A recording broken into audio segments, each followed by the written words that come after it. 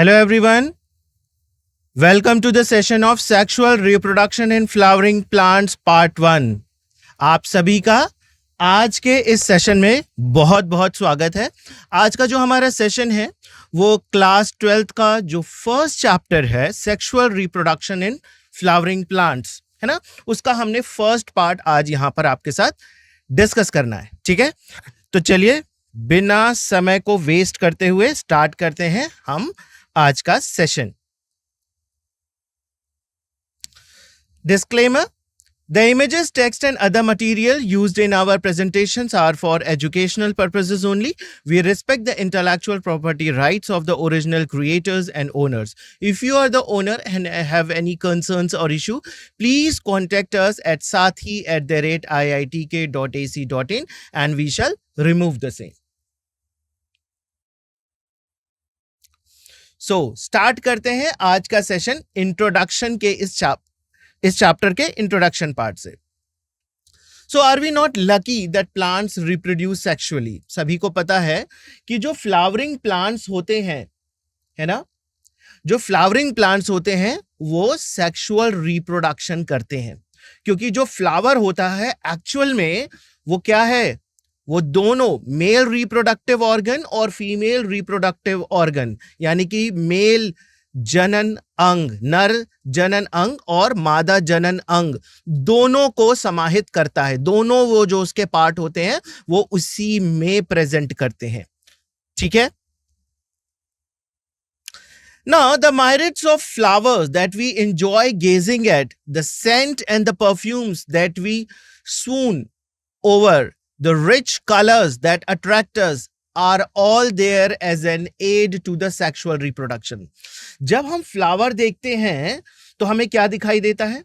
Flower को हम जब भी किसी भी मूड में होते हैं, जब फ्लावर को देखते हैं तो कुछ अच्छा सा प्रतीत होता है ना, कुछ अच्छी फीलिंग आती है, क्योंकि फ्लावर जो होते हैं वो वेरियस कलर्स के होते हैं और दिखने में बहुत सुंदर होते हैं, राइट? उनकी सुगंध जो है वो हमें अपनी तरफ आकर्षित करती है। हर फ्लावर का अपना एक सुगंध होता है, राइट?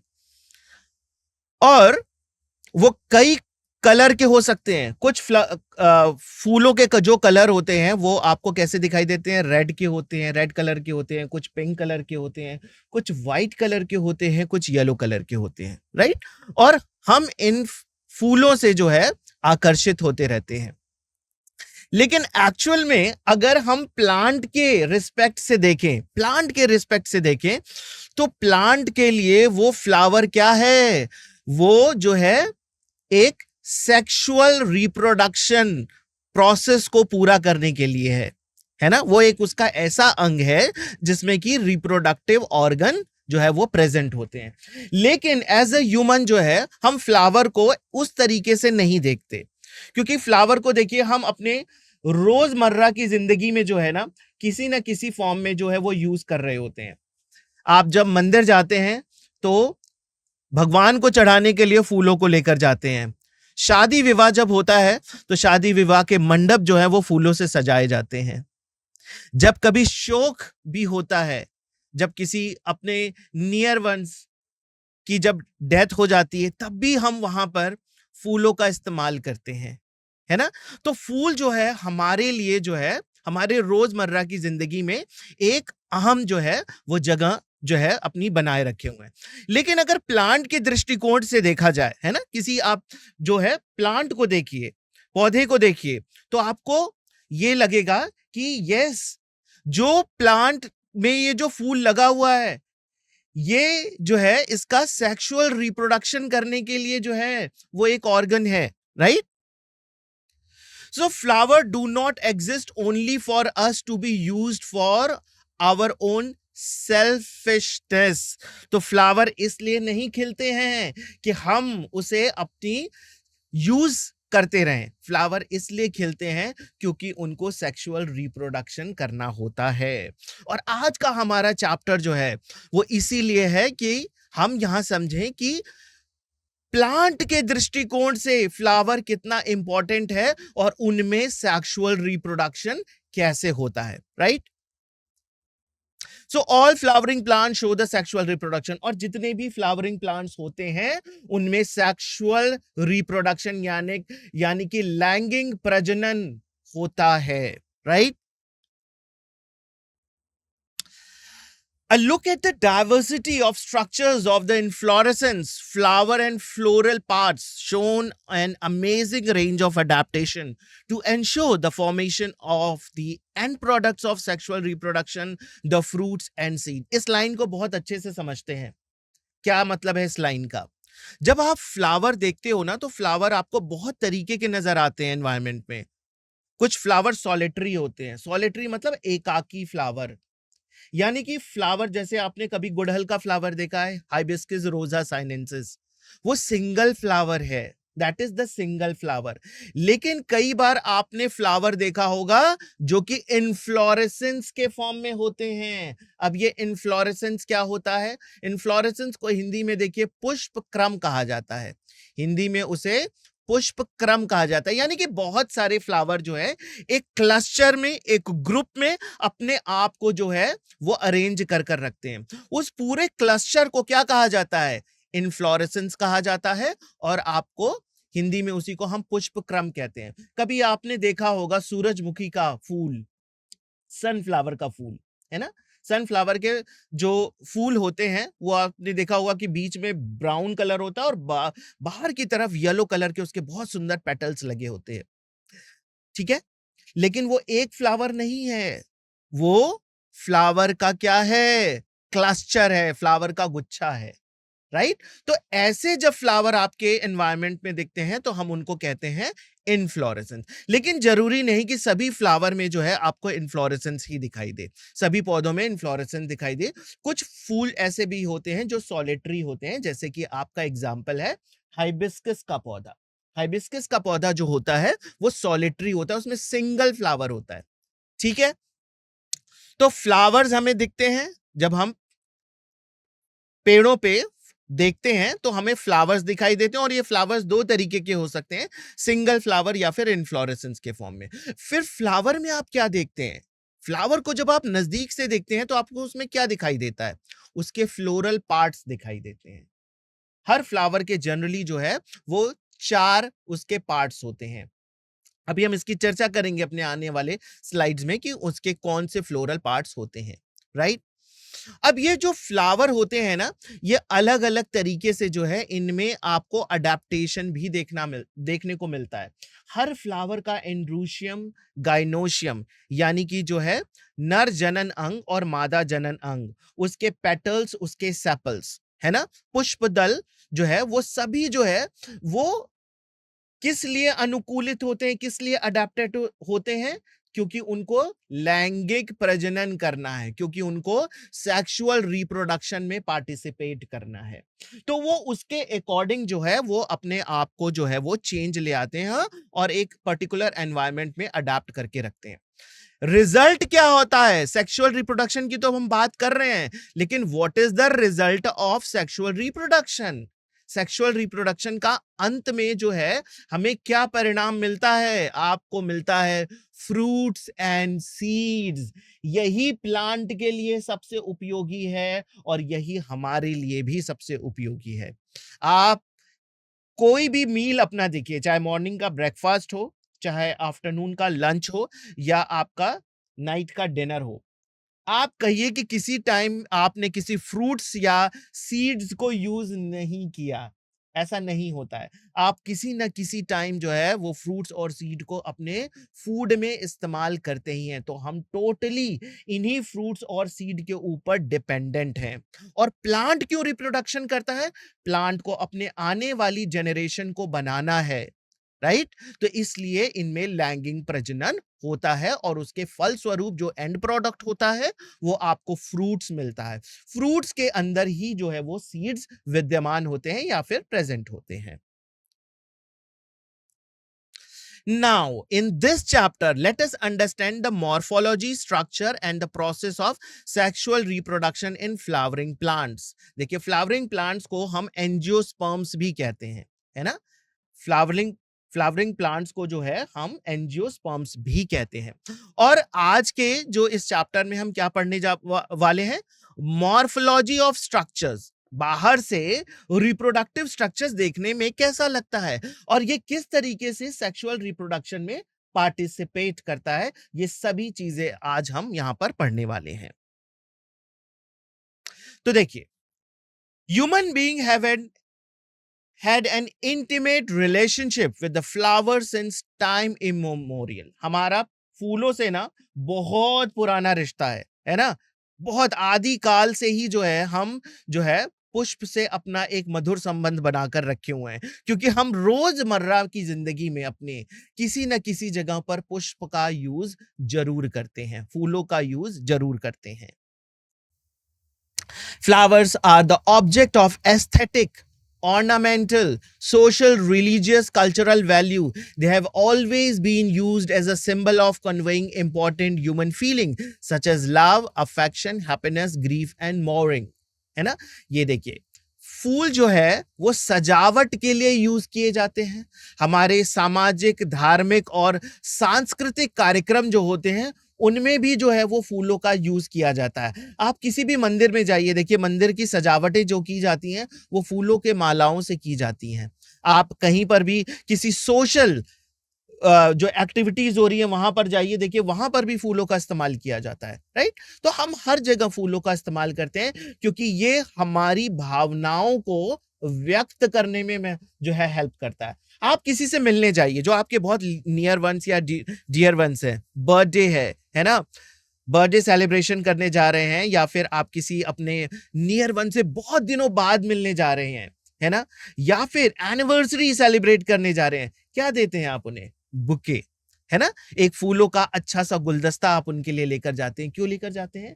क्योंकि ये आपकी भावनाओं को व्यक्त करने में आपकी मदद करते हैं। ये आपसे जो है वो प्रेम, स्नेह, खुशी, दुख और इवन मातम के समय भी ये आपकी भावनाओं को व्यक्त करते हैं। जब कभी मातम वगैरह होता है तो हम वहां पर जो है वो व्हाइट कलर के फूल जो है वो लेकर जाते हैं, राइट।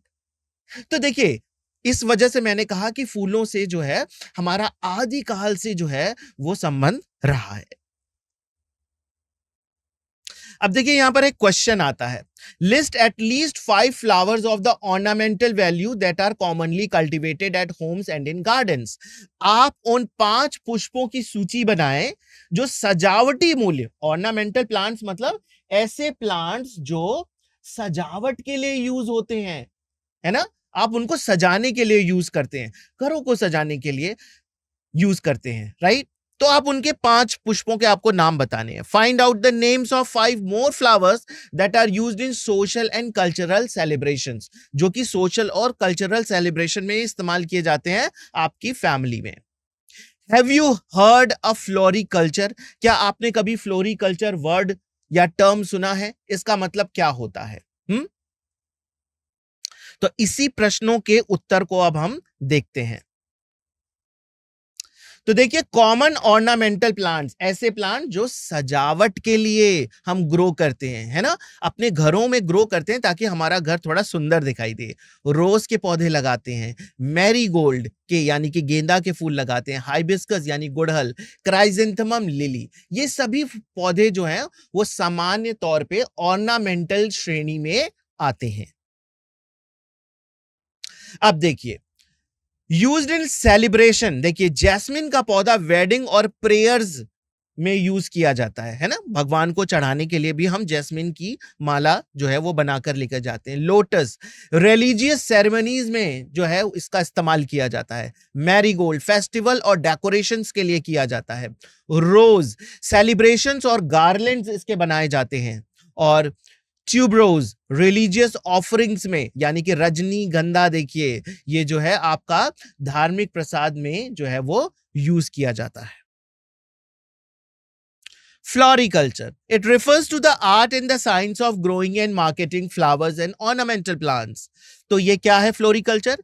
ये आपके जो सजावटी पौधे होते हैं या फिर उनमें जो पुष्प लगे होते हैं उनको ग्रो करने की एक कला है या फिर एक विज्ञान है, This is an art and science of growing and marketing the flowers and ornamental plants. आप अपने बगीचे में, आपका बगीचा अगर बड़ा है और उसमें आपने ऐसे पौधे लगा रखे हैं जो कि मार्केट में उनकी डिमांड बहुत ज्यादा है, जैसे देखिए आपका रजनीगंधा का जो पौधा है, इसकी मार्केट में डिमांड बहुत ज्यादा होती है, राइट। और अगर आपने ये पौधे लगाए हैं तो आप एक छोटा सा व्यवसाय भी कर सकते हैं इससे, राइट।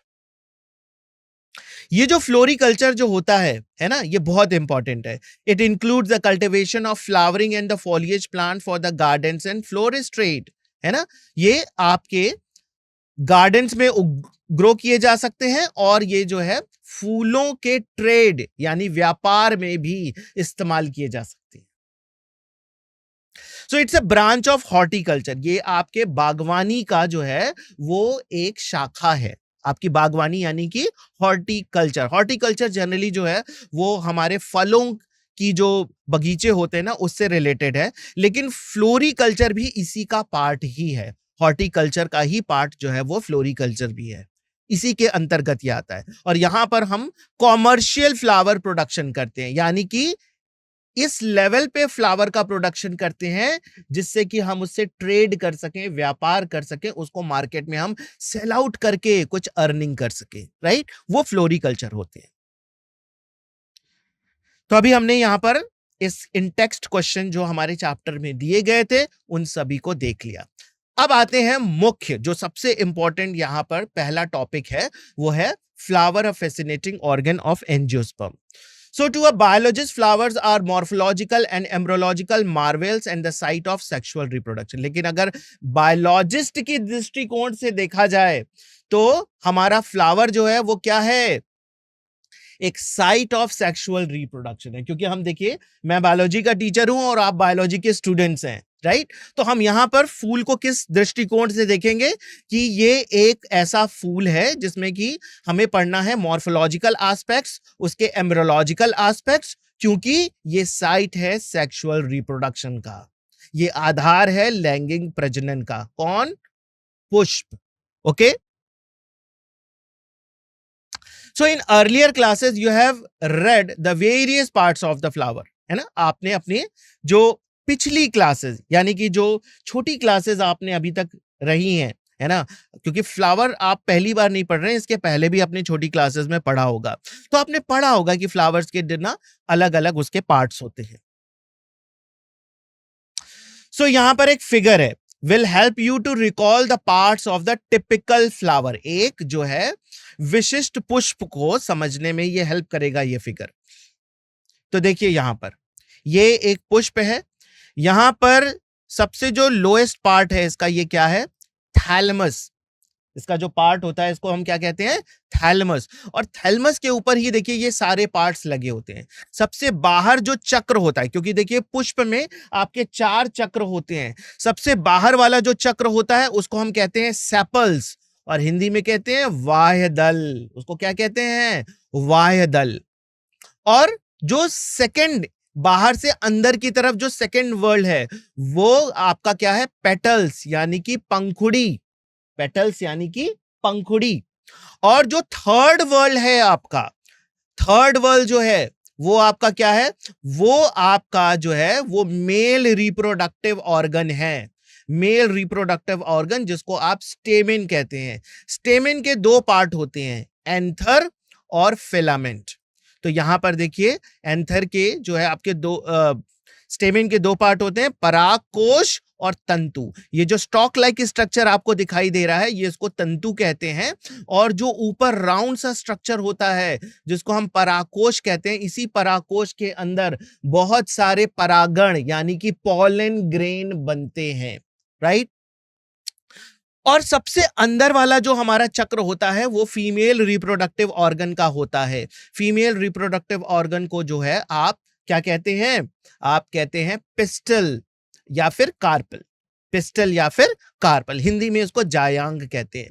इसमें आपके जो देखिए 3 पार्ट होते हैं। स्टिग्मा, ऊपर जो प्लेटफॉर्म जैसा स्ट्रक्चर होता है उसको कहते हैं स्टिग्मा। स्टॉक लाइक स्ट्रक्चर जो होता है लंबा सा उसको कहते हैं स्टाइल, और नीचे राउंड बल्बस पार्ट होता है जिसको आप कहते हैं ओवरी। हिंदी में देखिए इसको वर्तिकाग्र, जो ऊपर प्लेटफॉर्म जैसा स्ट्रक्चर होता है, स्टॉक लाइक स्ट्रक्चर को वर्तिका, और नीचे बल्बस वाला जो पार्ट होता है उसको आप कहते हैं अंडाशय, right? So much before the actual flower is seen on the plant, decision that the plant is going to flower has taken place. तो देखिए फ्लावर बनता कैसे है? फ्लावर आपका जो बनता है वो प्रिमोर्डिया होता है, शूट प्रिमोर्डिया। शूट प्रिमोर्डिया जो होता है उसमें कुछ हार्मोन्स में चेंज आ जाता है और वो लीफ जैसे स्ट्रक्चर ना बनाकर आप क्या बनाता है, वो फ्लावर बनाता है, right? So several hormonal and structural change are initiated which lead to the differentiation and further development of the floral primordium. पहले वो शूट प्रिमोर्डियम था या आप कह सकते हैं कि लीफ प्रिमोर्डियम था, लेकिन जब प्लांट की एक निश्चित ग्रोथ हो जाती है तो वहां पर उसके हार्मोन्स कुछ ऐसे बनने लगते हैं जो कि फ्लावर को बनाने के लिए रिस्पॉन्सिबल होते हैं, राइट? तो वो सेवरल हार्मोन्स, बहुत सारे ऐसे हार्मोन्स बनना शुरू हो जाते हैं जो कि फ्लोरल प्रिमोर्डिया बनाते हैं और आगे चल के वही पुष्प का निर्माण करने के लिए मददगार साबित होता है, उसके लिए हेल्पफुल होता है। So inflorescence are formed which bears the floral buds and then the flowers. तो inflorescence यानी कि पुष्प क्रम क्या है आपका, बहुत सारे जो फ्लोरल बर्ड्स होते हैं वो एक एक्सिस पे एक डेफिनेट फैशन में अरेंज होते हैं और उनको आप इन्फ्लोरेसेंस कहते हैं। यही फ्लोरल बर्ड्स जब ओपन होते हैं तो फ्लावर हो जाते हैं, राइट? पुष्प क्रम जो होता है उसका एक एक्सेस होता है और उस पे बहुत सारे जो है वो पुष्प की जो कलियां होती हैं वो लगी रहती है। जब यही पुष्प की कलियां खिलती हैं तो वो पुष्प बन जाती हैं।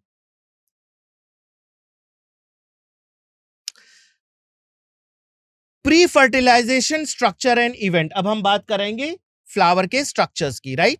So in the flower, the male and the female reproductive structure, the androecium and gynoecium differentiate and develop. तो देखिए फ्लावर में जो है आपका जो मेल और फीमेल रिप्रोडक्टिव ऑर्गन है वो क्या है, androecium and gynoecium. Male reproductive organ androecium होता है और फीमेल रिप्रोडक्टिव ऑर्गन जो है वो आपका गाइनोशियम होता है। नर और मादा प्रजनन संरचनाएं जो होती हैं, देखिए हिंदी में उसको पुंकेसर कहते हैं, आपके एंड्रोशियम को पुंकेसर कहते हैं, और जायांग यानी कि गाइनोशियम, है ना? तो ये नर और मादा जनन अंग है पुंकेसर और जायांग, जो कि आपके फ्लावर में प्रेजेंट होते हैं। So you would recollect the androecium consists of a whorl of the stamen, represent the male reproductive organ, the gynoecium represent the female reproductive organ. देखिए जो एंड्रोशियम टर्म है ये देखिए कहां से आया है, जब बहुत सारे स्टेमेन, क्योंकि स्टेमेन जो है वो एक चक्र में प्रेजेंट होते हैं, एक सर्कल में बहुत सारे स्टेमेन्स लगे होते हैं, तो ये सारे स्टेमेन्स को यूनाइटेडली आप क्या कहते हैं, एंड्रोशियम। क्या कहते हैं, एंड्रोशियम। तो पुंकेसर का एक चक्र होता है, बहुत सारे पुंकेसर का एक चक्र होता है, राइट? और यही सारा चक्र मिलकर आपका पुंकेसर यानी कि एंड्रोशियम बनाता है, राइट? उसी तरीके से आपका जो फीमेल रिप्रोडक्टिव ऑर्गन है वो गाइनोशियम है, वो कार्पल से बना हुआ होता है। तो बहुत सारे कार्पल होते हैं, कई बार एक ही कार्पल होता है, सिंगल कार्पल भी कई फ्लावर में होता है और कई बार मल्टीपल कार्पल्स भी होते हैं। सो अब हम बात करेंगे सबसे पहले stamen, microsporangium and pollen grain की। यहां पर देखिए फिगर है आपका, ये आपका स्टेमेन का। स्टेमेन आप देख सकते हैं एक स्टॉक लाइक स्ट्रक्चर है जिसको आप फिलामेंट कहते हैं, और ऊपर इसके एक राउंड सा स्ट्रक्चर होता है जिसको आप एंथर कहते हैं। सॉरी, स्टॉक लाइक स्ट्रक्चर को फिलामेंट कहते हैं, और जो ऊपर राउंड सा स्ट्रक्चर होता है जिसमें बहुत सारे पॉलन ग्रेन प्रेजेंट होते हैं उसको आप क्या कहते हैं, उसको आप कहते हैं एंथर। हिंदी में इसी को हम परागकोश कहते हैं। ये परागकोश है और ये हमारा तंतु या फिर डंठल कहलाता है।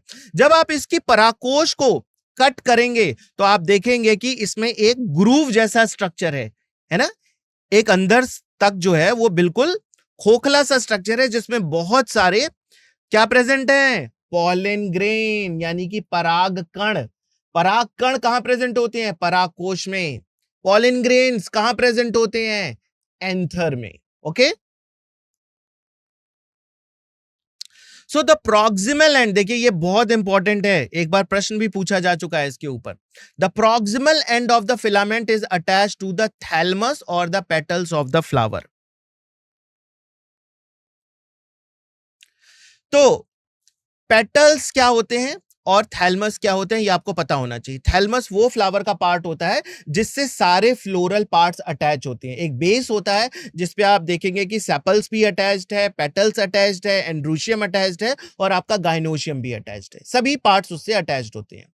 तो जो इसका प्रॉक्सिमल एंड है, दो एंड होते हैं तंतु या फिलामेंट का, दो एंड होता है, प्रॉक्सिमल एंड और डिस्टल एंड। जो प्रॉक्सिमल एंड होता है वो थैलमस से अटैच्ड होता है। या कुछ ऐसे फ्लावर भी होते हैं कि कई बार उनका तंतु जो होता है वो उनके पेटल्स से अटैच्ड होता है ना, एपीपेटलस, ये कंडीशन आती है एपीपेटलस। मॉर्फोलॉजी वाले चैप्टर में आप पढ़ेंगे इसको, जब आप, या तो जो बच्चे 12th में हैं वो पढ़ चुके होंगे, वहां एपीपेटलस एंड एपीफाइलस कंडीशन आती है। तो एपीपेटलस यानी कि एंड्रू, जो आपका फिलामेंट है वो पेटल से अटैच्ड है, राइट। तो प्रॉक्सिमल एंड या तो थैलमस से अटैच्ड होगा या फिर पेटल से होगा। तो डिस्टल एंड फिलामेंट का किससे अटैच्ड होता है, ये प्रश्न है। डिस्टल एंड जो है वो आपका एंथर से अटैच्ड होता है। Okay, so the number of the length of the stamen are variable in the flowers of the different species. Her flower में जो लेंथ है स्टेमन की और जो नंबर है वो सेम नहीं होता। किसी में 10 पाए जाते हैं, किसी में 6 पाए जाते हैं, और किसी में जो लेंथ जो है वो वेरी करता रहता है। किसी में छोटा होता है, किसी में मध्यम आकार का होता है, किसी में स्टेमन काफी लंबा भी हो सकता है। So if you were to collect the stamen each from 10 flowers, अगर आप चाहें तो ये प्रयोग कर सकते हैं कि 10 अलग अलग फूलों को लीजिए और उनके जो है जरा स्टेमेन के लेंथ को मेजर करिए और उनके नेम लिखिए फ्लावर के, और उनके लेंथ आप लिख सकते हैं। ये प्रयोग आप अपने से कर सकते हैं। तो आपको देखेंगे कि नेचर में काफी वेरिएशन देखने को मिलता है। Careful observation of each stamen under the dissect microscope and making neat diagrams would elucidate the range and the shape of attachment of the anthers in the different flowers. तो ये भी आप देखिए, माइक्रोस्कोप में जब आप फ्लावर देखेंगे तो आप देखेंगे कि जो अटैचमेंट का तरीका है फ्लावर का वो अलग अलग पुष्पों में अलग अलग तरीके का है, राइट। तो ये चीज आप कर सकते हैं, इसका डायग्राम बना सकते हैं। इससे देखिए क्या होगा, आप पुष्प को बहुत अच्छे से जान पाएंगे, आप कई पुष्पों के नाम जान जाएंगे ये प्रयोग करने से। So a typical angiosperm anther is bilobed. अब देखिए इसके अंदर की संरचना को देखें तो आपको ये बाइलोब्ड स्ट्रक्चर दिखाई देगा। एक लोब इधर है और दूसरा लोब इधर है, दो लोब आपके हो गए, इस वजह से इसको बाइलोब्ड कहते हैं। और हर लोब में आपको दो थीका स्ट्रक्चर दिखाई देगा, टू थीका, है ना। हर पाली में आपको दो थीका स्ट्रक्चर दिखाई देगा। एक थीका आपका यहां पर ये हो गया और एक थीका आप यहां पर ये हो। तो अगर हमारा बाइलोब्ड पॉलिन एंथर है तो इसमें थीका कितने हो गए, टोटल 4 थीका हो गए, राइट। 2 थीका एक लोब में और 2 थीका दूसरे लोब में, राइट। ये इसका इंटरनल स्ट्रक्चर है। So often the longitudinal grooves run lengthwise separating the theca. और इसमें जो है आपके लॉन्जिट्यूडनल ग्रूव्स होते हैं अंदर से, बिल्कुल जो है एक, जब आप इसको कट सेक्शन करेंगे तो देखेंगे कि थीका बिल्कुल नीचे तक एक ट्यूब जैसी संरचना है जिसमें कि सारे पॉलन ग्रेन प्रेजेंट है। अगर आप किसी इमेच्योर एंथर को क्रॉस सेक्शन कट करके देखेंगे तो आपको बाहर की तरफ कुछ लेयर्स दिखाई देंगी। ये देखिए इसका डायग्रामेटिक व्यू है और यहां पर इसका सेल्यूलर व्यू दिखाया गया है। तो बाहर जब आप देखते हैं तो इसका सबसे बाहर की लेयर क्या है, एपिडर्मिस की, ठीक है, सबसे बाहर एपिडर्मिस। और अंदर की लेयर क्या है, इसके अंदर एपिडर्मिस से अंदर एंडोथीसियम, ये दोनों सिंगल लेयर हैं, एंडोथीसियम, राइट। और एंडोथीसियम से नीचे देखिए बहुत सारी लेयर्स होती हैं, मिडिल लेयर्स, ये 3-4 लेयर की बनी हुई हो सकती है मिडिल लेयर्स। और इसके अंदर जो सबसे लेयर होती है वो कहलाती है टैपिटम। सबसे अंदर वाली लेयर जो होती है वो आपकी कहलाती है टैपिटम। यानी कि आपकी जो वॉल होती है जो थीका है उसकी जो अगर आप बाहर से पूरी वॉल देखें तो आपको 4 लेयर दिखाई देगी, epidermis, endothecium, middle layers and tapetum. और अंदर की तरफ फिर बिल्कुल सेंटर में थीका में क्या दिखाई देगा? Microspore mother cells, microspore mother cells, right? So the bilobed nature of an anther is very distinct in the transverse section of anther. अगर आप इसका अनुप्रस्थ काट करके देखें परागकोश का तो आप इसके अंदर की चीजें देख सकते हैं। क्या देखेंगे इसके अंदर? The anther is four-sided tetragonal structure, है ना, ये चतुष्कोणीय संरचना है। चार साइडेड फिगर है ये, चार साइडेड यानी टेट्रागोनल स्ट्रक्चर। और इसमें आपके कितने माइक्रोस्पोरेंजिया हैं? 4 माइक्रोस्पोरेंजिया। कहां से आ गए ये 4 माइक्रोस्पोरेंजिया? क्योंकि मैंने पहले ही बताया था कि 4 थीका होंगे। बाइलोब्ड एंथर स्ट्रक्चर है, हर लोब में 2 थीका, तो टोटल कितने हो गए? 4 थीका। और यही 4 थीका आपका बनाता है 4 microsporangia, 4 microsporangia located at the corner of 2 each lobe. 2 lobe थे और दोनों लोब के चारों कोनों पर आपको ये 4 माइक्रोस्पोरेंजिया स्ट्रक्चर दिखाई देगा। The microsporangia develops further and become pollen sac. यही माइक्रोस्पोरेंजिया डेवलप करके क्या बनाता है? Pollen sac. तो देखिए, पहले नाम आया थीका, फिर नाम आया माइक्रोस्पोरेंजिया और फिर नाम आया पॉलन सैक। जब इमेच्योर स्ट्रक्चर की बात हो रही थी तो थीका। माइक्रोस्पोरेंजिया तब आता है जब माइक्रोस्पोर मदर सेल्स बनते हैं। अभी बात करेंगे कि माइक्रोस्पोर मदर सेल्स कैसे बनते हैं। They extended longitudinally all through the length of an anther and are packed with the pollen grains, right? तो यही pollen sac के अंदर जो है आपके pollen grains present होते हैं। Structure of microsporangium. In the transverse section, a typical microsporangium appears near circular in outline. अगर आप एक typical microsporangium structure को देखेंगे ना तो वो बाहर से circular structure दिखाई देगा, है ना, बिल्कुल सर्कुलर आउटलाइन स्ट्रक्चर दिखाई देगा। So it is generally surrounded by the 4 layer of walls. ये हम पहले ही डिस्कस कर चुके हैं। बाहर से एपिडर्मिस, अंदर से endothecium, middle layers and tapetum. 4 layers हैं जिसमें कि मिडिल लेयर्स कई लेयर की बनी हुई हो सकती हैं। अच्छा, मैंने एक चीज अभी पिछले स्लाइड में डिस्कस किया था कि 4 कॉर्नर पे देखिए माइक्रोस्पोरेंजिया होता है। तो देखिए यही पहले क्या था? थीका। जब ये मैच्योर फॉर्म में है तो ये थीका है।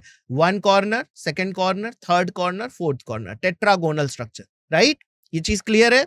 अब यही देखिए, इसी को थीका को एक बार कह रहे हैं माइक्रोस्पोरेंजियम। यही थीका आगे चल के माइक्रोस्पोरेंजियम नाम से आ रहा है। क्यों आ रहा है? क्योंकि माइक्रोस्पोर मदर सेल्स का डेवलपमेंट हो गया है। So the outer 3 wall layer perform the function of the protection. इनमें से बाहर की जो 3 लेयर्स हैं, एपिडर्मिस, एंडोडर्मिस और मिडिल लेयर्स, ये क्या काम कर रही हैं? ये प्रोटेक्शन का काम कर रही हैं। लेकिन जो सबसे इनरमोस्ट लेयर है आपकी टैपेटम की, वो न्यूट्रिशन प्रोवाइड करने का काम करती है। किसको न्यूट्रिशन प्रोवाइड कर रही है? पॉलन ग्रेन जो बनेंगे उनको न्यूट्रिशन प्रोवाइड करने का काम कर रही है। The innermost wall layer is the tapetum, है ना, अंदर वाली जो सबसे लेयर होती है वो कौन सी लेयर है? टैपेटम। और it nourishes the developing pollen grain, और इनका मुख्य कार्य क्या है? pollen grains को नरिशमेंट प्रोवाइड करना, राइट? उसको पोषण प्रोवाइड करना। So cells of the tapetum possesses dense cytoplasm and generally have more than 1 nucleus. देखिए ये बहुत इंपॉर्टेंट है समझना। टैपेटम की जो साइटोप्लाज्म होता है काफी डेंस होता है। जो नॉर्मल सेल्स हैं उसकी अपेक्षा इसका साइटोप्लाज्म बहुत डेंस होता है ना, और गाढ़ा होता है। और इसके न्यूक्लियस कितने होते हैं? एक से ज्यादा न्यूक्लियस होते हैं। तो प्रश्न ये पूछा जाता है यहां पर कि न्यूक्लियस ज्यादा होने से क्या तात्पर्य है? देखिए, अगर न्यूक्लियस ज्यादा होगा तो डीएनए ज्यादा होगा, डीएनए ज्यादा होगा तो डीएनए से फिर आरएनए बनेगा, और आरएनए से फिर प्रोटीन की सिंथेसिस होगी, और यही प्रोटीन नरिशमेंट प्रोवाइड करने के लिए जरूरत है, क्योंकि पॉलन ग्रेन बहुत ज्यादा डेवलप होते हैं, तो उनको इतनी ज्यादा नरिशमेंट प्रोवाइड करने के लिए टैपेटम की लेयर क्या करती हैं, एक से ज्यादा न्यूक्लियस बना लेती हैं। यानी कि न्यूक्लियर डिवीजन होगा लेकिन वॉल लेयर नहीं बनेगी, वॉल लेड नहीं होगी, है ना। तो एक ही सेल में आपको बहुत सारे न्यूक्लियस जो है वो प्रेजेंट दिखाई देते हैं टैपेटम की लेयर में। ये इसका कैरेक्टरिस्टिक फीचर है, बहुत इंपॉर्टेंट फीचर है, आपको ध्यान रखना है, राइट। कभी कोई पूछे कि एक से ज्यादा न्यूक्लियस होने का तात्पर्य क्या है, क्यों पाई जाती है, तो अब आपके पास इसका आंसर है, ठीक है। Now there is a question, अब देखिए यहां पर एक प्रश्न आता है, can you think how tapetal cells could become binucleate, कैसे बाई न्यूक्लिएट होती हैं, देखिए इसी का उत्तर है यहां पर। The tapetal cell become binucleate through the process called endomitosis. ये न्यूक्लियर डिवीजन तो कर रही हैं, एंडोमाइटोसिस यानी कि न्यूक्लियर डिवीजन तो कर रही हैं, लेकिन साइटोकाइनेसिस नहीं कर रही हैं, सेल का डिवीजन नहीं कर रही हैं, साइटोप्लाज्म को नहीं डिवाइड कर रही हैं, सिर्फ न्यूक्लियस को डिवाइड कर ले रही हैं। एक से दो, दो से चार, चार न्यूक्लियस प्रेजेंट है एक टैपेटम में, क्योंकि यहां पर साइटोकाइनेसिस प्रोसेस नहीं हुई। So here the step by step process. Normal mitosis begin in the tapetal cell. एक tapetal cell में normal आपकी माइटोसिस होती है, डीएनए रेप्लिकेशन होता है, क्रोमोसोम कंडेंसेशन होता है, न्यूक्लियर मेम्ब्रेन ब्रेकडाउन होते हैं, न्यूक्लियर डिवीजन होता है यानी कि क्रोमोसोम्स का सेपरेशन होता है, और फिर स्पिंडल फॉर्म करके इक्वल क्रोमोसोम्स अलग अलग पोल्स पे चले जाते हैं और दो न्यूक्लियस बना लेते हैं। यानी कि न्यूक्लियस बन रहा है लेकिन साइटोप्लाज्मिक डिवीजन नहीं हो रहा है, साइटोकाइनेसिस प्रोसेस नहीं हो रही है। Now, when the anther is young, a group of compactly arranged homogeneous cells called the sporogenous tissue. देखिए जब थीका की बात होती है तो थीका में एक टिश्यू होता है जिसको हम कहते हैं स्पोरोजीनियस टिश्यू, है ना, स्पोरोजीनियस टिश्यू। ये सेंटर में आपके माइक्रोस्पोरेंजियम में प्रेजेंट होती है। माइक्रोस्पोरेंजियम की जो वॉल लेयर आपने पहले तो पढ़ ली थी कि वॉल लेयर होता है, epidermis, endothecium, middle layer, tapetum. Tapetum के अंदर क्या है, टैपेटम के अंदर जो है सर्कुलर फॉर्म में बहुत सारी स्पोरोजीनियस टिश्यू प्रेजेंट है, right. Now as the anther develop, जैसे जैसे एंथर में डेवलपमेंट होता है, the cells of the sporogenous tissue undergo meiotic division to form the microspore tetrad. और यही आपके जो स्पोरोजीनियस टिश्यू हैं ये मियोटिक डिवीजन करती हैं, रिडक्शन डिवीजन करती हैं। आपको पता होगा रिडक्शन डिवीजन क्या होता है, पिछले क्लास में आपने पढ़ा है ना। एक सेल से 4 कोशिकाएं बनती हैं और इनमें क्रोमोसोम नंबर कितना हो जाता है, हाफ हो जाता है गैमेट्स फॉर्मेशन के लिए, राइट। तो यहां पर भी वही डिवीजन हो रहा है, मियोटिक डिवीजन हो रहा है और आपके माइक्रोस्पोर टेट्राड्स बन जा रहे हैं, राइट। तो ये स्पोरोजीनियस टिश्यू इसलिए बहुत इंपॉर्टेंट है आपका। So what would be the ploidy of the cells of the tetrad, tetrad cell की प्लॉइडी क्या होगी, ये प्रश्न है। So each cell in the tetrad is haploid. Actually देखिए मियोटिक डिवीजन जो होता है वो रिडक्शन डिवीजन जिसको आप कहते हैं, जिसके एक सेल से 4 कोशिकाएं जिनमें बनती हैं और चारों में क्रोमोसोम नंबर हाफ हो जाता है। सपोज मान लेते हैं कि हमारी जो फूल जो जिसमें ये माइक्रोस्पोरोजेनेसिस प्रोसेस हो रही है, रिडक्शन डिवीजन हो रहा है, उस सेल में क्रोमोसोम नंबर 12 थे, तो अब जो आपके पॉलन ग्रेन बनेंगे उसमें कितने हो जाएंगे, 6, हाफ क्रोमोसोम नंबर हो जाएंगे, यानी कि haploid, right, haploid. Sorry. So each cell in a tetrad is haploid. आपके टेट्राड में जो सेल्स हैं वो कैसे हैं, हैप्लॉइड हैं। So tetrad cell have 1 n chromosome number because they are produced through the process of meiosis. ये meiosis process से बने हैं, right. So resulting in the 4 genetically unique haploid cell. तो यहां पर देखिए सीक्वेंस देखिए, पेरेंटल सेल कैसा था, डिप्लॉइड था, है ना, पेरेंटल सेल जो था वो डिप्लॉइड था। मियोसिस 1 हुआ तो 2 सेल्स बन गई, एक n और दूसरा भी n, उन दोनों में दोबारा से डिवीजन हुआ, मियोसिस 2 हुआ, तो टोटल 4 सेल्स बन गई। लेकिन ये 4 सेल्स ना आपस में ऐसे जुड़ी रहती हैं, अलग नहीं होती हैं, सारी सेल्स आपस में जुड़ी हुई हैं, तो इसलिए इसको हम क्या बोलते हैं, टेट्राड। लेकिन सबका क्रोमोसोम नंबर क्या है, एन, यानी कि हाफ। जो डिप्लॉयड होता है उसका क्रोमोसोम नंबर 2n होता है, और जो हैप्लॉयड होता है उसका क्रोमोसोम नंबर n होता है। So can you repeat the topic? Topic कौन सी किसकी बात कर रहे हैं? आई थिंक माइक्रोस्पोरोजेनेसिस की बात कर रहे हैं, जिसमें कि स्पोरोजीनियस सेल्स की मैंने बात की थी। तो स्पोरोजीनियस सेल जो है वो आपका माइक्रोस्पोरेंजियम में सेंटर में प्रेजेंट होता है। बहुत सारे सेल्स होते हैं सेंटर में, बाहर की तरफ वॉल्स होती हैं, epidermis, endothecium, middle layer, tapetum layer. और टैपेटम लेयर के अंदर, क्योंकि टैपेटम लेयर सर्कुलरली होती है और सर्कुलर चारों तरफ से घेर कर बीच में किसको रखती है, स्पोरोजीनस टिश्यू। उन्हीं स्पोरोजीनस टिश्यू में देखिए ये डिवीजन हो रहा है और क्या बन रहा है, टेट्राड। तो टेट्राड का मतलब 4 कोशिकाएं आपस में ऐसे जुड़ी हुई हैं। देखिए इसीलिए यहां पर ये फिगर लगाना बहुत जरूरी था, ताकि आप समझ सकें कि टेट्राड का मतलब क्या है। यहां पर ये टेट्राड यानी कि ये जो 4 सेल्स बनी हुई हैं, 4 सेल्स, ये आपस में जुड़ी हुई हैं वॉल से। लेकिन जब जैसे जैसे ये मैच्योर होती हैं, ये चारों सेल्स अलग हो जाती हैं, और इन्हीं चारों सेल्स जो अलग हो जाती हैं, आप उनको कहते हैं पॉलन ग्रेन। क्या कहते हैं, pollen grain. Now, as each cells of the sporogenous tissue is capable of giving rise to the microspore tetrad, सभी सेल जो स्पोरोजेनस टिश्यू के हैं ना, वो माइक्रोस्पोर टेट्राड बनाने के लिए बिल्कुल तैयार है। Now, each one is potential pollen or the microspore mother cell. तो जो सेल तैयार है रिडक्शन डिवीजन के लिए, उसको आप क्या कहेंगे, microspore mother cell, MMC. MMC यानी कि माइक्रोस्पोर मदर सेल। इन्हीं माइक्रोस्पोर मदर सेल में रिडक्शन डिवीजन होगा, मियोसिस डिवीजन होगा, और 4 आपके सेल्स बनेंगे। लेकिन चारों सेल्स शुरुआत में जुड़े रहते हैं, जिनको आप टेट्राड कहते हैं।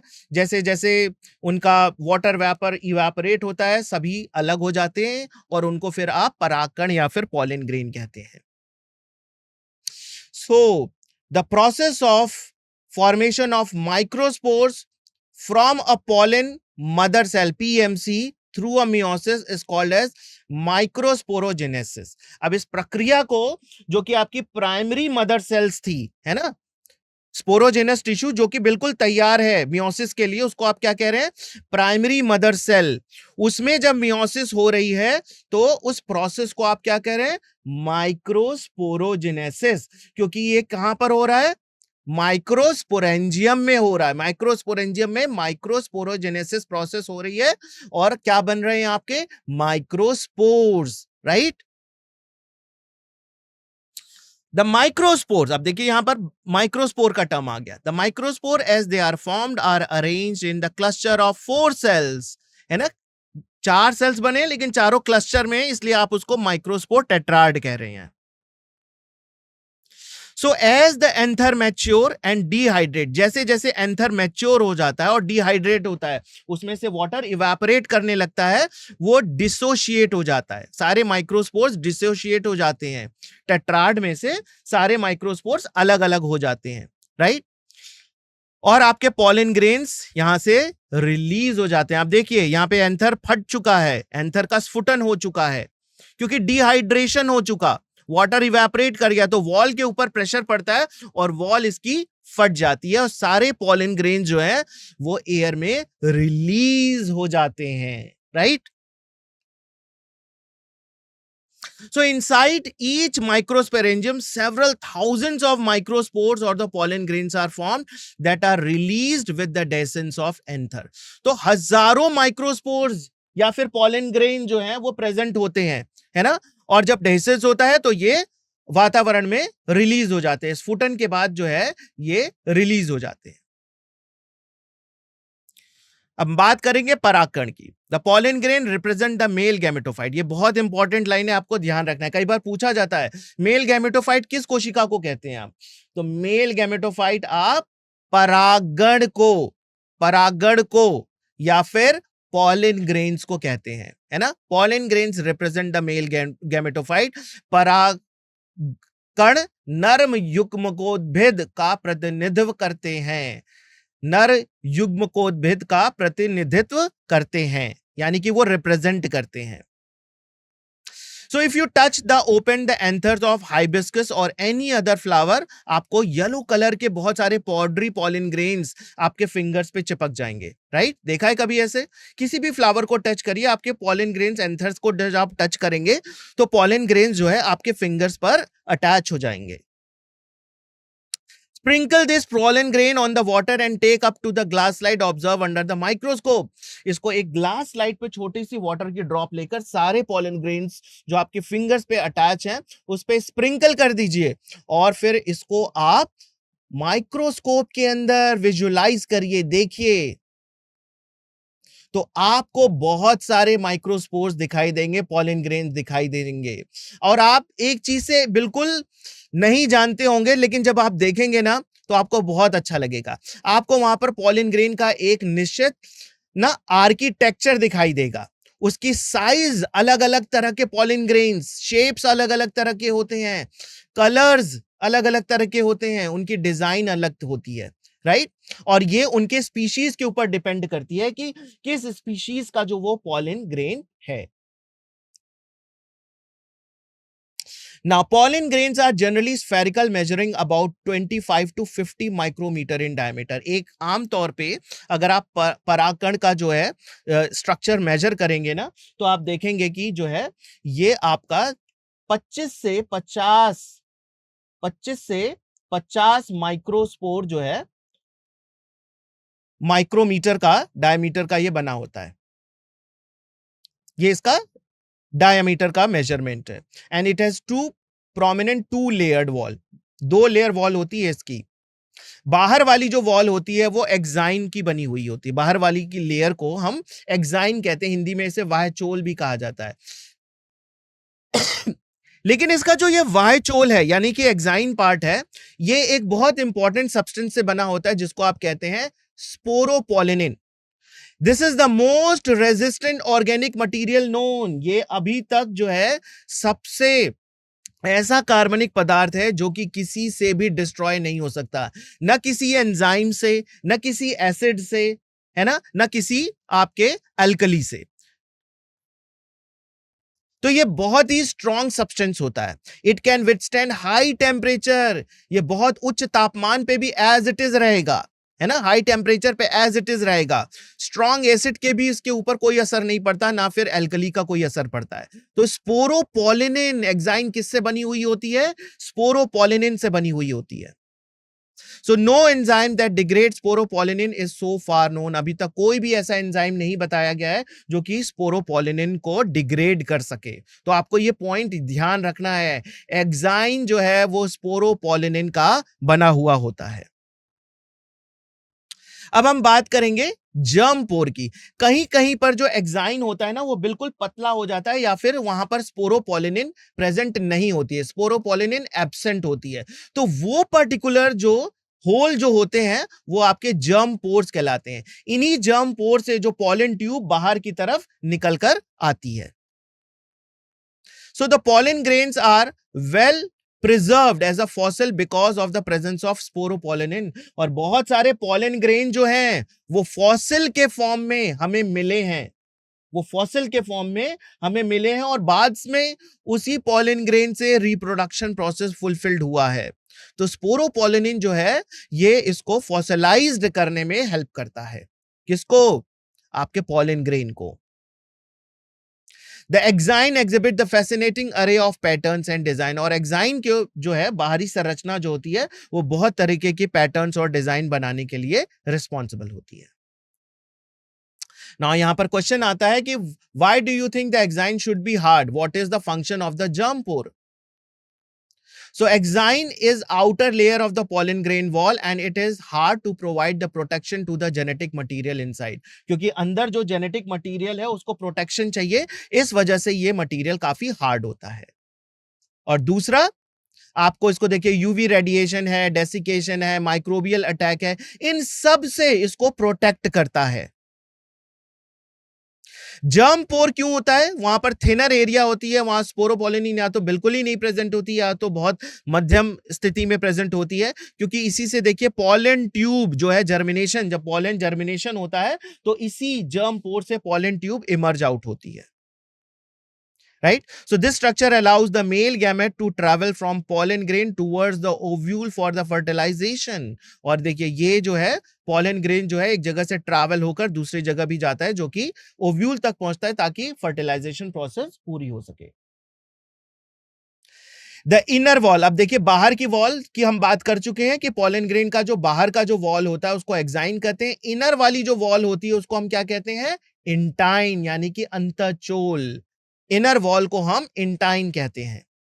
And it is the thin and continuous layer made up of cellulose and pectin. ये सेल्यूलोज और पैक्टिन की बनी हुई लेयर होती है। The cytoplasm of the pollen grain is surrounded by the plasma membrane. और जो इसका साइटोप्लाज्म होता है वो चारों तरफ से प्लाज्मा मेम्ब्रेन से घिरा हुआ होता है। तो यहां पर आप देख सकते हैं when pollen grain is mature it contain 2 cells. जब पॉलन ग्रेन मैच्योर होती है तो उसमें 2 सेल्स होती हैं, vegetative cells and generative cells. आप यहां पे देख सकते हैं वेजिटेटिव सेल्स काफी बड़ी होती है, काफी बड़ी है, और इसका न्यूक्लियस भी देखिए काफी बड़ा सा है, प्रोमिनेंट न्यूक्लियस है। जबकि जेनरेटिव सेल्स बिल्कुल कैसी है? नौकाकार, स्पिंडल शेप्ड और छोटी सी सेल है, right.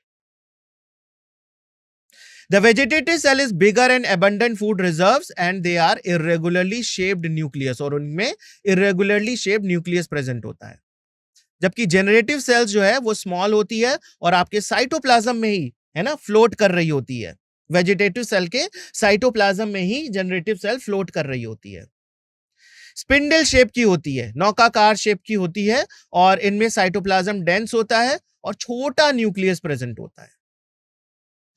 Over 60% of the angiosperm pollen grains are shed at 2-cell stage। 60% angiospermic पौधों में पॉलिन ग्रेन जब एंथर से रिलीज होता है तो 2 सेल्ड स्टेज में ही रिलीज होता है। 2 सेल्ड स्टेज मतलब कि जिसमें जेनरेटिव सेल्स और वेजिटेटिव सेल्स बन चुकी हैं, तब वो रिलीज आउट हो जाता है पॉलिन ग्रेन से, right. The remaining species, the generative cells, divide mitotically to give rise to the 2 male gametes before the pollen grains are shed। और जो कि बाकी जितने आपके 60% तो 2 सेल स्टेज वाले रिलीज आउट होते हैं, लेकिन जो बाकी 40% है उसमें जो है आपके जो 3 सेल्ड स्टेज में पॉलिन ग्रेन जो है वो एनवायरमेंट में रिलीज होता है पॉलिनेशन के लिए। So pollen grains many species cause severe allergies, बहुत में जो है ये सीवियर एलर्जीज कॉज करते हैं, जैसे कि आस्थमा या फिर ब्रोंकाइटिस जैसी रेस्पिरेटरी डिसऑर्डर कॉज करते हैं। अगर ये हमारे रेस्पिरेटरी ट्रैक्ट में एंटर कर जाते हैं तो कोई ना कोई बीमारी हो जाती है, जैसे कि अस्थमा या फिर ब्रोंकाइटिस। तो फूलों को बिल्कुल नोज के पास ले जाकर स्मेल नहीं करना चाहिए। So it may be mentioned that the parthenium या फिर कैरेट क्रॉस, पार्थेनियम या फिर कैरेट क्रॉस जो है ये आपका इंडिया में लाया गया था, है ना, एज अ कॉन्टामिनेंट लाया गया था। वैसे तो हमने वीट इंपोर्ट कराया था, बाहर से हमने वीट मंगाया था, उसके साथ में कुछ कॉन्टामिनेंट पार्थेनियम के सीड्स भी प्रेजेंट थे, और जब हमने वीट को ग्रो किया तो ये भी ग्रो हो गए साथ साथ। और ये क्या कॉज करने लगे? Pollen allergy. बहुत सारे लोगों में ये पॉलन एलर्जी कॉज करने लगे। So the pollen grains are rich in nutrient, लेकिन पॉलन ग्रेन में बहुत सारे न्यूट्रिएंट प्रेजेंट होते हैं। So it becomes a fashion in the recent years to use the pollen tablets and the food supplements। और आजकल जो है पॉलन से बने हुए जो सप्लीमेंट्स होते हैं, जो फूड होते हैं, उनको लेने का बहुत ज्यादा चलन हो गया है, फैशन सा हो गया है कि फूड सप्लीमेंट्स के नाम पर जो है वो पॉलन ग्रेन्स को यूज किया जा रहा है। उनकी मार्केट में टैबलेट्स भी अवेलेबल है। So in Western countries, large numbers of pollen products are available in the form of tablets, syrups, and they are available in the market। वो मार्केट में अवेलेबल भी हैं। ये देखिए, और इनको ना ज्यादातर एथलीट्स और रेस हॉर्सेस के लिए इस्तेमाल किया जाता है, इससे उनकी परफॉर्मेंस लेवल जो होती है वो बढ़ जाती है। So once when they are shed, the pollen grains have to land on the stigma to lose the viability, क्योंकि वो कुछ जो है वो बहुत जल्दी अपनी वायबिलिटी लूज कर देते हैं, फर्टिलाइजेशन प्रोसेस नहीं हो पाती है, राइट। सो कुछ ऐसे पौधे हैं, इसलिए उनको पॉलन ग्रेन को जो है वो उनकी वायबिलिटी लूज ना करे, इसलिए जल्दी से जल्दी उनको वहां पर पहुंचना होता है, क्योंकि टेम्परेचर और ह्यूमिडिटी जो है वो इसके लिए इंपॉर्टेंट है। कुछ ऐसे पौधे होते हैं जो 30 मिनट तक उनकी वायबिलिटी होती है, और कुछ जो होते हैं जैसे कि रोजेसी, लेगुमिनेसी, सोलेनेसी, ये कई मंथ तक इनकी वायबिलिटी होती है।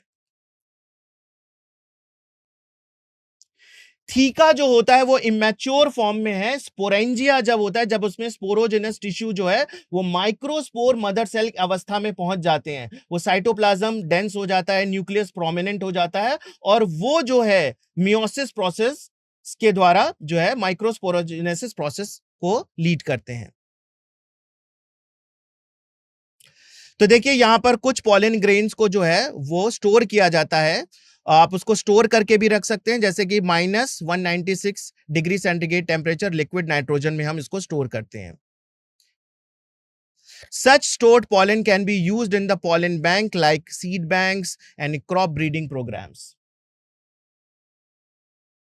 Summary, फ्लावर जो बहुत स्पेशलाइज स्ट्रक्चर है, इसमें हमने बहुत सारे इसके पार्ट्स देखे। मेल रिप्रोडक्टिव पार्ट जो है वो एंथर और फिलामेंट का बना हुआ होता है, और एंथर के अंदर हमें माइक्रोस्पोरेंजिया डेवलप होते हुए दिखाई देते हैं। इनमें माइक्रोस्पोरोजेनेसिस प्रोसेस होती है, जिसमें कि पॉलन ग्रेन्स यानी कि मेल गैमेटोफाइट डेवलप होता है। Pollen grains have the tough protective wall and contain the two cells, vegetative cells and generative cells. Or during pre-fertilization event, pollen grain mature, undergo dehiscence. When pollen lands on a compatible stigma, pollination, it germinate from a pollen tube. अभी हमारा ये session यहीं पे समाप्त होता है, लेकिन अभी आपके लिए एक डीपीपी है 5 क्वेश्चंस की, तो जल्दी से चलिए हम उसको सॉल्व करते हैं। आपके सामने यहां पर डीपीपी है, देखते हैं पहला question. Which parts of the flowers are the site of development for the two most important unit of sexual reproduction? तो हमारे जो ऑप्शंस है वो इस प्रकार हैं: sepals and petals, A staples and petals, B stamen and carpel, C filament and style, and D anther and stigma. So कौन सा फ्लावर का पार्ट्स है? तो आपका जो देखिए सेकंड ऑप्शन जो है वो है stamen and carpel, right, stamen and carpel, तो इस पे हम टिक करेंगे और save and goes to the next question. Yes, और सेकंड क्वेश्चन है floriculture primarily refers to a study of flowers anatomy, B cultivation of ornamental plants, C genetic modification of flowers, extraction of floral fragrances. तो study of floral anatomy को तो floriculture नहीं कहा जाता है, genetic modification of flower ऐसा भी floriculture पढ़ाते समय नहीं बताया गया था कि वो जेनेटिक से रिलेटेड चीजें हैं।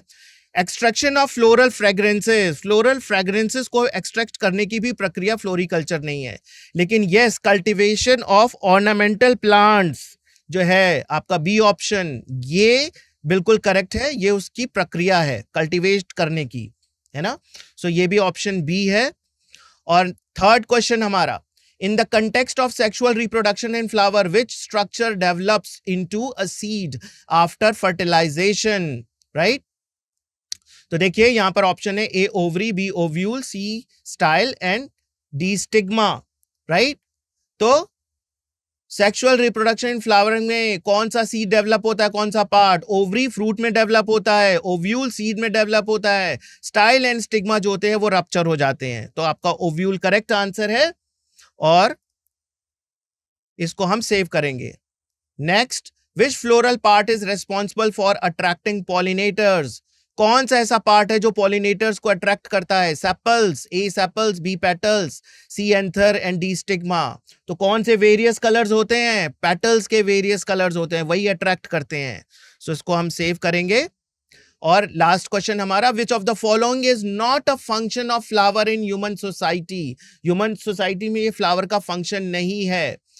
Social and cultural symbolism, source of food, aesthetic value and production of wood, social and cultural symbolism में यूज होता है। सोर्स ऑफ फूड, अभी आपने देखा कि इसके सप्लीमेंट्स बनाए जाते हैं, इसकी एस्थेटिक वैल्यू भी है, लेकिन वुड का प्रोडक्शन नहीं होता है फ्लावर से, राइट? तो ये हम सेव करेंगे और सबमिट करेंगे, और हमारे सारे आंसर्स यहां पर करेक्ट हैं। तो आज के सेशन में बस इतना ही। और अभी किसी बच्चे ने पूछा कि अब कौन सी क्लास होगी, तो आपकी बाकी जो शेड्यूल के अकॉर्डिंग यहां पर आपकी क्लास होगी। Okay, so thank you very much for attending today's session. We will meet again.